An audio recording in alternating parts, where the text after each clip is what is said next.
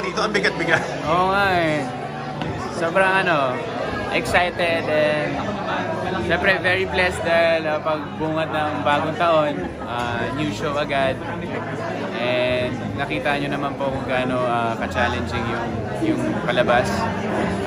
Gaano ka-heavy drama, may action, may mga intense scenes, may agawan, lahat na kompleto. So very excited and very happy na sa January 15 na kami. River, parang ang dami yata ng mga taga-channel 2 ba? Ha? Ang dami ng mga taga-channel 2. This sa show na to? Dito sa...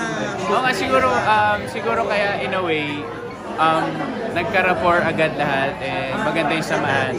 Oo, kasi first time namin nagkatrabaho about isa, pero yung iba nga, like si Joem, si Martin, matagal ko na silang kilala, matagal ko na sila nakasama. Pero sa isang project, first time pala. Teka, ano na ba? Asawa mo na ba ang tawag mo kay Julie? Actually, nakakatawa kasi alam ko naman na yun yung itatanong na lahat sa akin, especially doon sa title, di ba? Well, hindi ko pa siya pagtawagan asawa kasi hindi pa naman kami kasal. So, syempre doon tayo sa kagaya ng show, sa legal tayo, di ba? And kung itatanong niya po kung kailan ako magpapakasal, mas gugustuhin ko naman po na mas surprise ko si Jules kasi baka mas una niyo pa po malaman.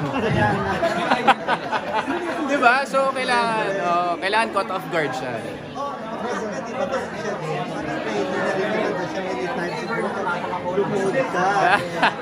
Kaya nga gusto ko, ako na lang ipipili ng tamang oras para doon. Tsaka yung gusto ko yung ma-surprise siya ng todo. Kasi pati pang level na yung Yes, ibang level and sobrang secure, sobrang happy.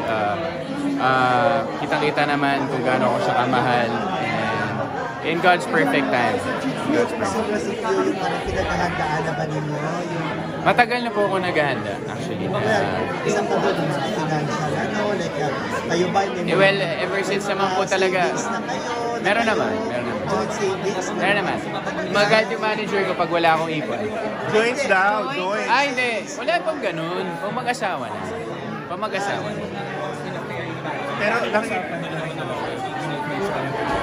Yeah, hindi naman namin parang dine-deny na napag-usapan namin paminsan kasi nga doon, like, first of all, ako 34 na po ako eh. So, hindi naman na I'm not getting any younger.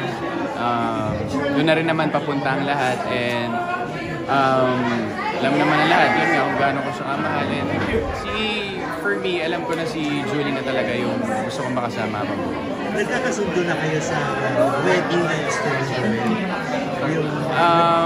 Kasi kahit na pagplanuhan po yan at an early stage, marami pang changes yan. So, mas maganda siguro kapag sa tamang panahon na i-planuhin yung talagang specific na gusto. Frequent tipong traditional? Oh yes, tradition. Yes.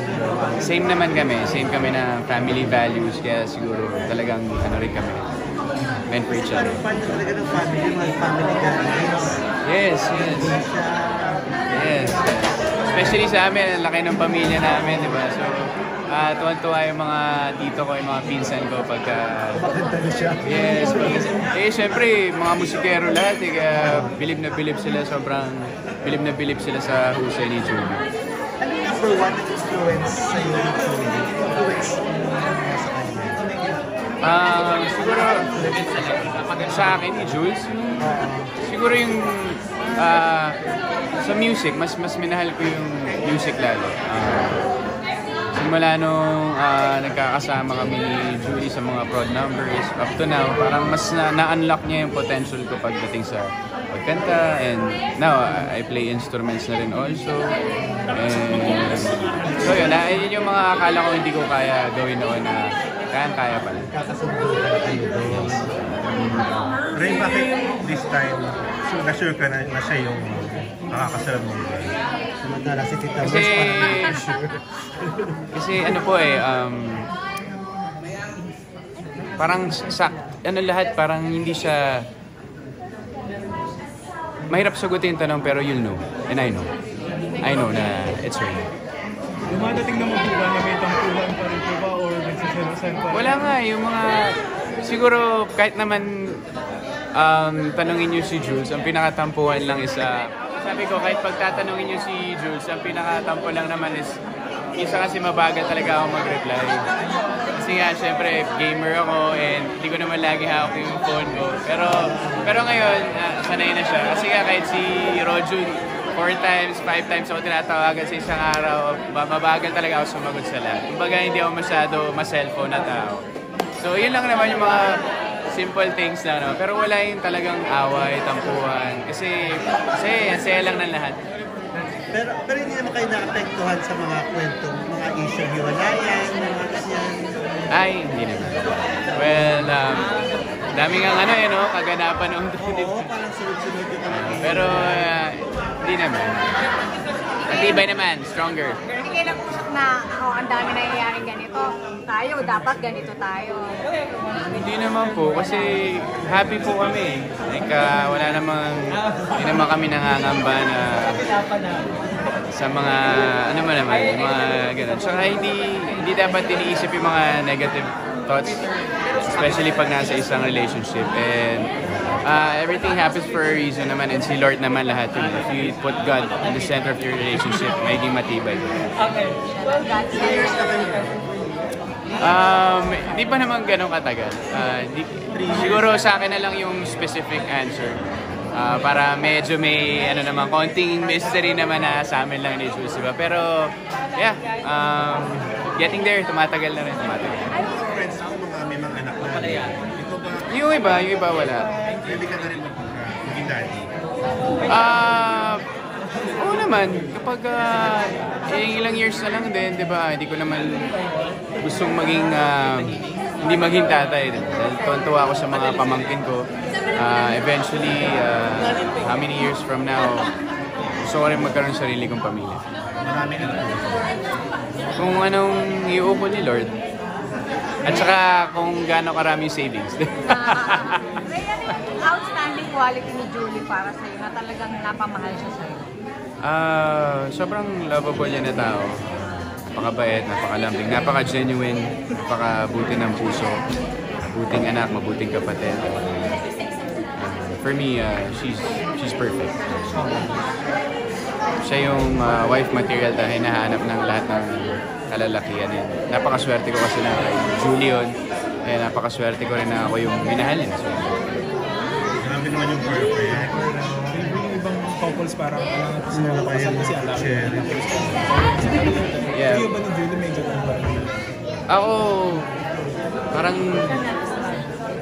hindi ko na masyado iniisip yun kasi hindi ka naman, parang sa isang bagay, hindi ka naman pwede maging handa lagi. Especially kung ganyan yung mga questions and kailangan magandaan. Hindi mo yan mapapagandaan.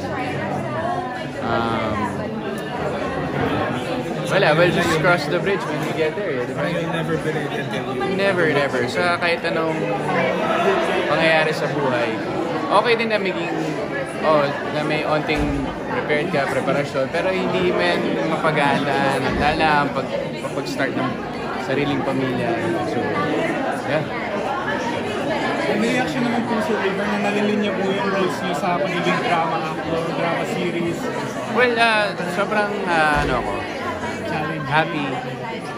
happy na ito rin yung blessed na thankful sa GMA Network kasi yun din yung parang roles na naibibigay, yes, and matagal ko naman ang pangarap yung kagaya na sabi ni Direk Loris na nandun ako sa crossroads na gusto mo bang maging forever ka na lang raver cruise na magaling sumayaw at entertainer, or gusto mo maging serious actor. And sinabi ko sa kanya straight nung nag-audition ako na direct gusto ko pong makilala din na kasi love ko rin yung pag-aarte, na gusto ko rin makilala ako na raver cruise na actor din naman.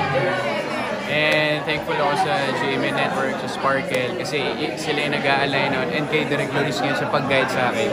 Dahil masasabi ko na ito yung pinaka-challenging ko na role pagdating sa heavy drama. Kasi dami kong, masyado akong masiyahin na tao eh. So, for me na para maging vulnerable and maging malalim na tao pagdating sa set is really challenging for me, pero happy ako kasi sa mga eksena na gawa namin, maganda talaga. And kagaya nga ng sabi ni Direk Gina, pag si Direk Luis ang director mo, hindi naman lulusot sa kanya pag hindi maganda. And naniniwala ako kasi sa trailer ngayon ko lang napanood, napaka-natural na lahat. Para ako nanonood ng pelikula. And yung sinabi niya, kung paano niya ginawa ito is parang pelikula. Sobrang natural na lahat, yung emosyon. Kaya sana mapanood ng mga tao dahil sigurado ako pag sinuportahan nila, mapapakapit sila sa emosyon ng mga artista at sa story ng asawa ng asawa ko. Kaya yun, malapit na. Ha? Ayun, sa January 15 na po, asawa ng asawa ko, panoorin niyo po 9:35 ng gabi sa GMA. Maraming salamat. Jimmy Prime. GMA Prime kami. Oh. Thank you!